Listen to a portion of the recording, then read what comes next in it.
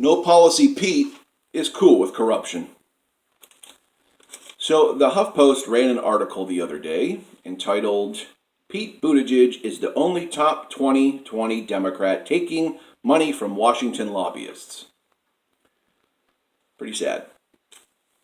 So two major Democratic power players by the name of Steve Elmendorf and Barry Karras are both hosting fundraisers for Pete's campaign. And, oh boy.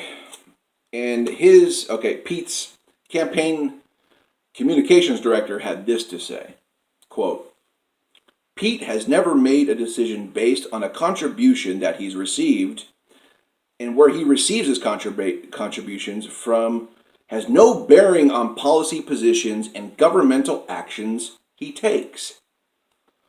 Well, wouldn't that be convenient if we knew that was the truth? You know how easy it is to say that and how complicated it is to follow up on that? We don't know where campaign contributions from shady sources is going to impact policy. It could be next year. It could be 3 years from now. It could be 5 years or 10 years down the road. We don't know where a corrupt politician is going to serve their donors at, whether it's acutely or it's in the next political cycle, somewhere down the road. We don't know, and if we're asking this question, it's already too late. It's just, we cannot support politicians who take Washington lobbyist money. Okay? We're just done with that. And Pete is just so, I'm blown away by just how brazen he is against policy, against talking about policy, coming out that saying that progressives and Democrats are too policy oriented. And then you hear stuff like this, that Pete Buttigieg is the only top 2020 Democrat taking money from Washington lobbyists. Well, amazing. Like my last video pointed out, there's this scenario of people who take Washington lobbyist money, okay, focus their policy on those lobbyists, on those shady sources where they got the money. Pete is showing us that in spades here. Okay, when you take someone like Bernie Sanders who talks policy directly with the people, he talks openly with us about it, what he wants to do with it, what his plans are, what his intentions are, everything about it.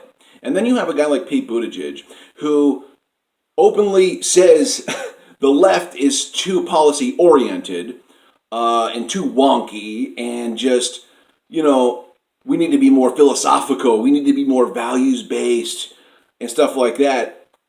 And he's taking corrupt money where he's likely going to take those policies, not to us, but he's going to take it to those lobbyists. And he's going to curtail them to them because that is legalized corruption. If you don't know that, Washington lobbyists meeting with a politician, okay, after they give him money, that's legalized corruption. And Pete Buttigieg is saving that moment with the Washington lobbyists and not for the people.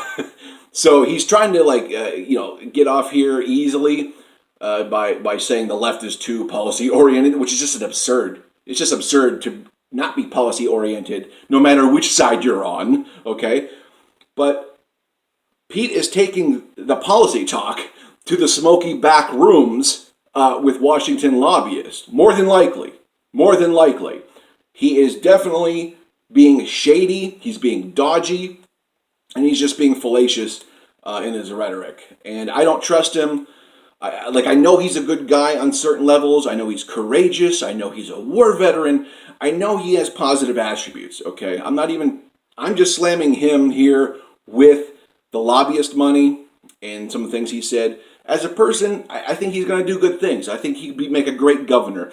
He'd make a great congressperson. He would do good in the field of politics. But for president, no way, not even close. There's too much corruption. There's too much shadiness already. Okay, so let's not keep going down this road. Okay? Great. Like, share, subscribe, click the bell on the side.